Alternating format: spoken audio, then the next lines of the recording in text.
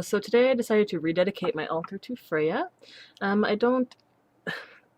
Heck. It's driving me crazy.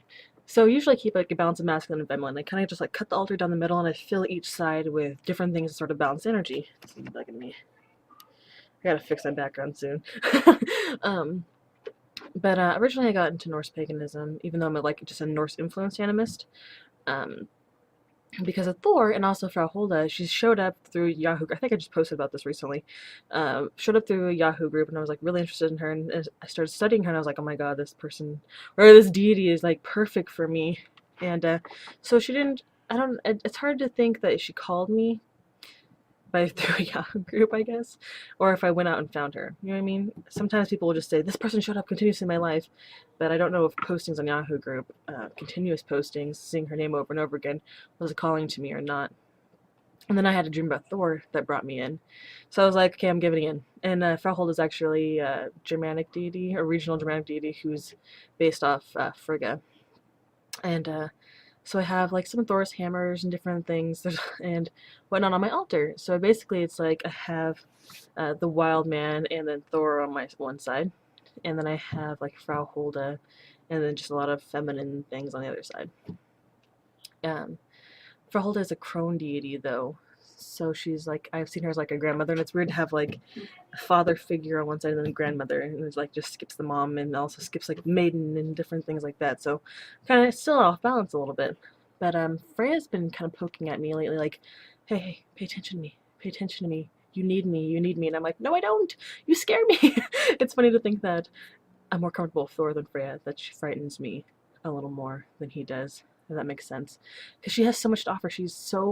She feels so much that it's like, I'm afraid that she was going to ask a lot of me and I was going to be too lazy or whatnot to give in to her, which I shouldn't be. If I'm going to try to follow a path, I shouldn't be lazy. Um, but so I rededicated the altar to her today. It's very simple. I have a black, silver, and green Viking knit that I made myself that I put on there for her, and I also have a huge, it's a bunch of little tiny amber chips with a big amber piece right here. I put that on there as well. Red candle for her, and then I have two cherry um, tea light holders that my friend gave me. I was hoping they're magnolia because I forgot which kind she sent me, but they're cherry, which just works. And I want to get fresh flowers for it and put some. I have some rose petals I'm gonna put everywhere. And I try to look up different herbs and stuff that are sacred to her, but things are so blended today that there's all these different herbs that they say they're sacred to her on different websites that didn't even exist in that area. And I'm not sure if they would have been brought there by trade. I mean, eventually they probably would have, but it's hard for me to like look at certain things and think of her that way because I'll think of the Middle East or because I'll know where some of these origins of these things are or I'll look them up. It's hard to think of like certain things being sacred to her when they don't exist in the areas that she was worshipped in. But then again, I have to think about it like times have changed, people have brought these different things in, and I'm also thinking that most people are connecting it to her because they'll say like this good herb is good for love, and then they'll automatically assume it's for Freya. Freya encompasses a lot more than love. I saw this thing on my Facebook page. I've seen it a long time ago too, but it says it's a picture of Freya and it says if you can't lay him, slay him, and I'm like, oh god, fantastic. I almost want to get that tattooed on me, but I'm not. I'm not like that. Um, so she's the leader of the Valkyries, and she takes half of the dead, half of it goes to Odin's, half goes to her, and the women go to her. And there's so much. She's frightening and beautiful at the same time. She's supposed to have like blonde hair and blue eyes. So I'm getting upset when I see representations of her with red hair, and I'm like, Thor's the redhead. Quit making him blonde and her with red hair. I know red hair's sexy, but no, she's blonde. um, and I don't know. I want to bring her more in my life and focus more on her. And I know it's kind of cutting off the balance of masculine and feminine, but I have a lot of masculine energy in me already. So, well, obviously feminine too. I'm wearing makeup today. But she needs a little attention. I think she's really helpful and healthy for me to have in my life right now. And I view the Norse gods as family in a sense, like my ancestors. So I kind of see her as like this distant relative poking at me, be like, why aren't you listening? You should be listening to your family. Kind of take my advice, you know. Um, so I hope that she can be there for me, help me to become more empowered as a woman. What someone looking for, become stronger physically and mentally, spiritually, all those different things, and also to draw a good type of love into my life and to love myself better. Because I tend to be in relationships that are really crappy, or draw people in that prey on my weaknesses, because I am very shy and I have low self-esteem for the most part, but it's growing, it's getting better. And the last couple of years, it was at the point when I was 18 that I couldn't even order food because I was so embarrassed of my weight and everything. But now it's different. I'm a little more outgoing. Somehow a little too outgoing for some people that I meet first time. But yeah. So I'm looking forward to working with her, and I'm leaving some of my amber jewelry. I'm wearing amber earrings today. I'm gonna start wearing my amber stuff more. Usually I wear it only for SE events, but I love amber and it's sacred to her, so I'm gonna wear more. And I also have a Rush Tribe pendant that's supposed to, it's a replica. That's supposed to be Valkyrie, and I'm like viewing it as her. So I'm gonna be wearing that as well. It's just I don't wear a lot of gold. I think it's like brass or something, but it looks, you know, gold color. I don't wear a lot of that color, so, and the clothing I wear doesn't really match it. I guess it would match this one, but I don't know.